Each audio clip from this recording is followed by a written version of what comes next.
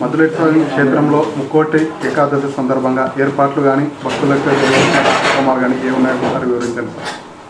ముక్కోటి ఏకాదశి సందర్భంగా ముందుగా మధులేటి స్వామి ఇక్కడ రంగాపురంలో వెలిసిన శ్రీ మద్దులేటి నరసింహస్వామి భక్తులందరికీ వైకుంఠ ఏకాదశి శుభాకాంక్షలు. ముఖ్యంగా ఈ దేవస్థానముకు నంద్యాల, కర్నూలు, అనంతపూర్, మహబూబ్నగర్, కర్ణాటక రాష్ట్రాల నుంచి కూడా ఎక్కువ మంది భక్తులు వస్తారు. ఈ ముక్కోటి ఏకాదశి ఉత్సవాలు ఈ సంవత్సరము ప్రతి సంవత్సరము 3 రోజులు ఉండేది. ఈ సంవత్సరం కొత్తగా మా వేద పండితులు, అర్చకులు, వైదిక కమిటీ వారి యొక్క సూచనల సలహా మేరకు తెప్పోత్సవం కొత్తగా ఏర్పాటు చేయడం జరిగింది. 8, 9, 10, 11 ఈ 4 రోజులు ఈ మహోత్సవములు జరుగుతున్నాయి. నిన్నటి రోజున మొదటి రోజు అయిపోయినది. ఈరోజు 2వ రోజు, రేపు 3వ రోజు వైకుంఠ ఏకాదశి ముఖ్యంగా రేపు ఎక్కువగా ఉంటారు. నిన్న ఈరోజు కల్చరల్ యాక్టివిటీస్ మామూలు దైనందిక పూజలు మాత్రమే ఉన్నాయి. 9వ తారీఖు రాత్రి అనగా 10వ తారీఖు ఉదయం 1 గంటకు దేవాలయము తెరిచి దేవాలయం తరపున మాత్రమే అంటే భక్తులను అలో చేయకుండా అభిషేకము చేస్తారు. 1:30 నుంచి 3:30 దాకా. తర్వాత 3:30 నుంచి 4 గంటల ప్రాంతంలో వైకుంఠ ద్వారము ఓపెన్ చేసి భక్తుల్ని దర్శనానికి అనుమతిస్తారు. ఉదయం 4 గంటల నుంచి దాదాపుగా 9 గంటల వరకు బాగా ఎక్కువగా మంది రద్దీ ఉంటారు. అందుకు గాను మేము ఏర్పాట్లన్నీ పకడ్బందీగా తీసుకోవడం జరిగింది. మనకి ఇక్కడ దేవాలయంలో అంటే దేవాలయ ప్రాంగణం దాదాపు 70 ఎకరాలు ఉంది. పైన ఎక్కువ ప్రాంతం ఉంది, కింద తక్కువ ప్రాంతం ఉంది దేవాలయం. కాబట్టి ఒక్కసారి దర్శనంకి వస్తే దాదాపుగా 1000 నుంచి 1500 ఉంటారు. కానీ మేము క్యూ లైన్లో దాదాపుగా 2,500 నుంచి 3,000 మందికి ఉండేటట్టు క్యూ లైన్ ఏర్పాటు చేయడం జరిగింది. సామాన్య భక్తులకు ఉచిత దర్శనం ఉంటుంది. 100 రూపాయలకు విఐపి దర్శనం ఏర్పాటు చేయడం జరిగింది. విఐపి దర్శనంలో దాదాపుగా 1500 వరకు కెపాసిటీ పెట్టాము.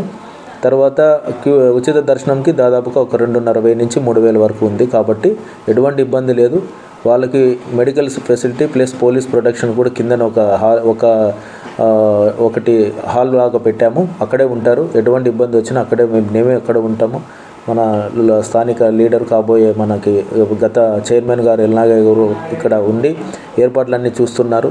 మన స్థానిక ఎమ్మెల్యే గారు అదేవిధంగా మన మంత్రివర్యులు కూడా మాకు మంచిగా సూచనలు ఇచ్చారు. అంత బాగా చేయమని ప్రభుత్వ ఆదేశాల మేరకు తప్పకుండా అన్నీ బాగా చేశాము. ఆర్డీఓ గారి స్థాయిలో కూడా మేము ఇక్కడ మీటింగ్ ఏర్పాటు చేశాము. అన్ని శాఖల సమన్వయ కమిటీ కూడా ఏర్పాటు చేశాం. ఒక పార్కింగ్ గతంలో 3 ప్లేస్లే ఉండేవి, ఇప్పుడు అదనంగా 2 ప్లేస్ ఎక్స్ట్రాగా పెట్టాం. కాబట్టి ఎటువంటి ఇబ్బంది లేదు. ట్రాఫిక్ సంబంధించి భద్రత దృష్ట్యా ఎస్ఐ గారు ఇప్పటికే 3 సార్లు వచ్చారు. సిఐ గారు కూడా ఒకసారి వచ్చారు మీటింగ్కి. సో అన్ని ఏర్పాట్లు చేసాం. మెడికల్ ఫెసిలిటీస్ పెట్టాము. ప్రత్యేకంగా కింద ఒకటి కౌంటర్ ఉంటుంది మెడికల్ వాళ్ళకి, పైన ఒకటి ఉంది.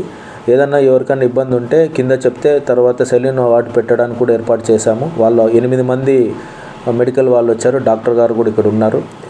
ఇక్కడ కింద కౌంటర్ ఉంటుంది, ప్లస్ పైన కూడా ఒక రూమ్ కేటాయించి ఏదన్నా ప్రాథమిక చికిత్స లాగా అక్కడ చేయడానికి కూడా ఉంది.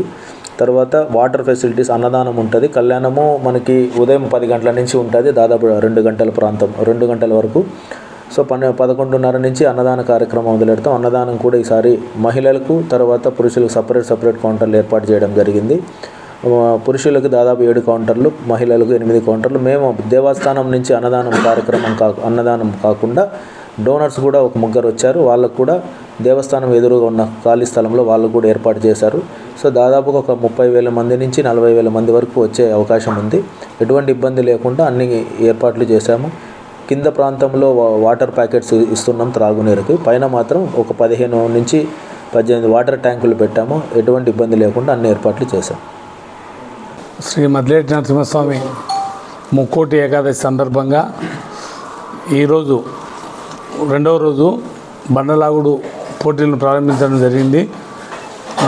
ఈ కార్యక్రమాలన్నిటికీ ముందుగా కోట్ల మా ఎమ్మెల్యే అయినటువంటి సూర్యప్రకాష్ రెడ్డి గారు, వారి ధర్మపత్ని మాజీ ఎమ్మెల్యే సుజాతమ్మ గారి వారి సహాయ సహకారాలతో ఈ దేవస్థానం డెవలప్మెంట్ కనుక ఈ దేవస్థానం కార్యక్రమాలన్నిటికీ వారి సహాయ సహకారాలు పూర్తిగా అందిస్తున్నారు.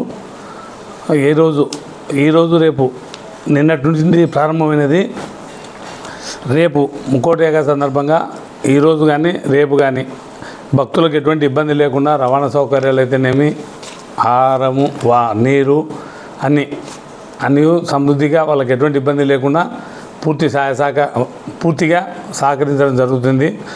ఇందులో ముఖ్యంగా దేవస్థానం మన ఈవో గారు అయితేనేమి, సిబ్బంది అయితేనేమి, మన అర్చకులు పూర్తిగా వాళ్ళ సహాయ సహకారాలు అందిస్తున్నారు. దానితో పాటు డోనర్సు ప్లస్ రంగాపురం గ్రామ ప్రజలు, వివిధ గ్రామాల్లో దేవునికి ఎవరైతే భక్తులు ఉన్నారో వారి సహాయ సహకారాలు పూర్తిగా అందిస్తున్నారు. రేపు కార్యక్రమానికి ఎటువంటి ఇబ్బంది లేకుండా పూర్తిగా మేము కూడా అంటే మా సహకారం మేము అందులో భాగంగా మేము కూడా ఇక్కడ మద్రేటి దేవస్థానం 2 రోజులు నిన్నట్టుండి ఉన్నాము. ఈరోజు రేపు కూడా పూర్తిగా ఎటువంటి ఇబ్బంది లేకుండా సహాయ సహకారాలు అందిస్తూ యువ గారికి మేము ఈ కార్యక్రమాన్ని దిగ్విజయంగా పూర్తి చేస్తామని తెలుపుతున్నాను. ఈ కార్యక్రమానికి సహకరించిన అందరికీ హృదయపూర్వక ధన్యవాదాలు.